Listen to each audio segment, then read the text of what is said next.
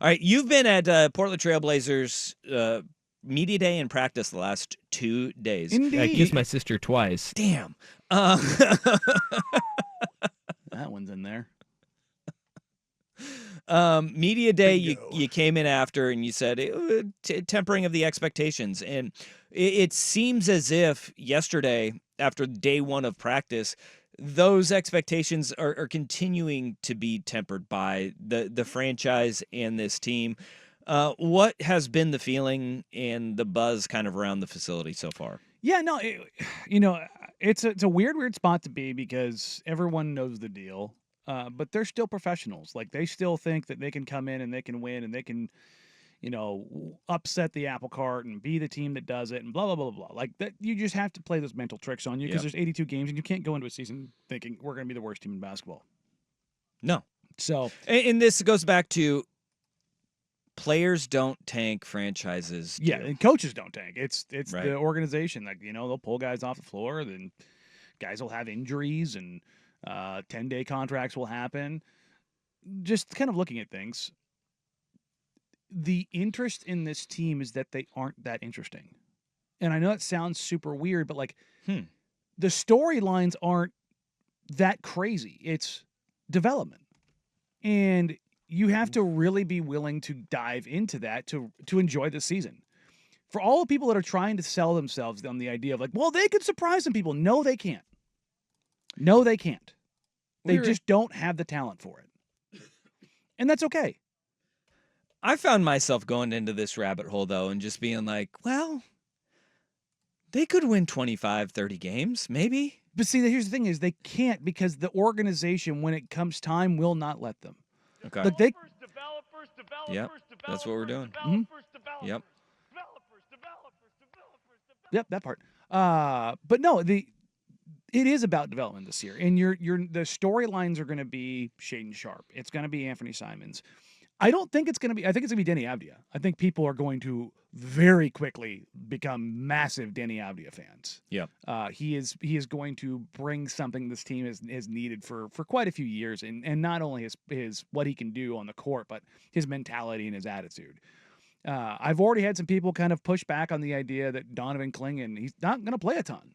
Like I've been pretty open about this, the same way I was about Scoot Henderson, the same way I was about Shaden Sharp. You cannot just throw guys out there in the NBA. And we saw Donovan Clingan in Summer League do some things really well. He was very good on the glass, and he had room to grow on the glass, which is kind of crazy considering he averaged 14 and a half rebounds a game. He was a great shot blocker. His finishing ability and his touch inside was limited. His shooting ability was limited. He showed some passing chops for sure, but you're looking at what they have in the front court in DeAndre Ayton and Robert Williams III, and that's 48 minutes. Like that's DA is going to play 30. Rob Will is going to play 12 to 16, and so maybe you get a shift of like 4 or 5 minutes from Donovan Clingan. And the thing about this year for Donovan Clingan, his development is becoming an NBA athlete. He's 7'3", 290 pounds. He is one of the literal biggest humans to come through the NBA combine in 20 years. It's him and Zach Edey. Like that's what we're talking about. Like he is an enormous human by every measure. So when you have those guys, they don't typically go out there and play 30 minutes a night. Like, well, Zach Edey's going to do it. Zach Edey came into the combine a year ago and was told to go back to college because he wasn't in shape to play in the NBA. And then he went out and defied the odds and was a guy who played 38 minutes a night. Yeah. Just an absolute monster, like a one of one, right? So you're looking at all these things this season, and could you see like minor tweaks from Anthony Simons or DeAndre Ayton? Sure. Could you see growth from Toumani Camara, Jabari Walker, or Duop Reith, or any of those guys? Sure. But the thing that you're looking at, I think the two single most important things for this team right now are Shaden Sharp and Denny Avdia. It's not Scoot Henderson. Because even the best version of Scoot Henderson, to me, is better playmaking Marcus Smart, which is a really good player. Mm-hmm. But I think that's more floor raiser than ceiling raiser. I think, but in that context, though, if you take the knuckleheadedness out of Marcus Smart, that's exactly who you want to be a part of your team. Yeah, hard-nosed defender, He's a winning player, multifaceted. But again, the playmaking and lack of offense it's an issue. And I think Scoot has more natural offensive ability as a playmaker. The shooting, I think it's probably going to be roughly the same. Maybe Scoot profiles is a little bit better, but like a big-bodied, strong guard, and Scoot does look like he's put on even more size. He looked huge when I saw him in practice. Nice. But the biggest question to me is Shaden Sharp. Is he new era Brandon Roy, or is he guard Andrew Wiggins? Like, because I don't think there's a world where Shaden Sharp's bad. You know what I mean? Like that world doesn't really exist. But if he's injured, well, yeah. But I mean, I'm talking all things being equal. Like, but he's an NBA player, and he's good. At bare minimum, he's a plus rotation player. His athleticism alone is going to get him to that point. So you're waiting to see is he like a key component of a good team going forward, or is he just a really good player? I think the question is, like with Scoot though, is what do we need to see from him this year to convince us that he wasn't a whiff at number 3? Well, here's the thing. I don't think he's a whiff at number 3 if he becomes a guy who is like the playmaking Marcus Smart. Like that's a really good player. Like people hear that, or when I say guard Andrew Wiggins for Shaden Sharp, people are like, oh, that's not good. I'm like, there's 5,000 plus players in NBA history. You know how many guys have averaged 18, 5, and 5? Well, so when you say more playmaking Marcus Smart, are we including the defense? Yes, in there? no, that's what I'm saying. I'm saying I think he has the ability to be a plus defender. Like I do. Right. Because he's big, he's strong, he's got long arms. What does that look like this year, though? Figuring it out. That's the thing it's figuring it out. And I've seen a bunch of people talk about it. There's going to be competition in camp. Yeah. I don't see what competition there is. I think Anthony Simons is your starting 1, Shaden's the 2, Denny's the 3, JG's the 4, and DA's the 5. And I would be stunned. See, Absolutely, and that's where I've talked myself into being like, well, Chimani Kamara coming off the bench, Robert Williams coming off the bench, Donovan Clingan coming off the bench. Scoot, if he does figure it out, we still don't know what it is for him quite yet. It's like that could be 25 to 30 games. Well, here's the thing. that they win. The guys you just named, who's the offensive player in that group? Anthony Simon, or the guys I just named? Yeah. The guys I just named. The defense isn't going to be that good. But it's bad. Offensively, it's bad. They don't have a creator. No, yeah. And now you see why. The team scores. Yeah. Run the triangle. Yeah. Uh-huh. Hey, Scotty, triangle. Yeah, no, that's not going to work. And I think that's going to be an interesting thing to see what Chauncey Billups, Nate Bjorkgren, and that coaching staff kind of comes up with the things they want to do stylistically, offensively. And I asked Chauncey about that yesterday. I was like, are you glad that you in the offseason you bring in guys like Denny and you bring in Donovan and you get Rob back? Because, to be blunt, they were the worst screening team in the NBA last year. They were not good at it. They were bad at a lot of things. Yeah, look, I think DA is a really good player. I think his lack of physicality on screens, it's like the single thing that bothers me the most. Yeah. Because you can see him doing it. And when he does, it allows both him and Ant to be significantly more successful. But that's what I'm interested in seeing this year is does putting a more physical guy like Denny on the court, does DA feed off that? Does JG feed off that? Like those are the things that I'm watching this year, and I know people are like, "Well, I want more." I'm like, "Sorry." Yeah, here's a text of Vancouver Ford text line. Would you trade the number 3 overall pick for Marcus Smart?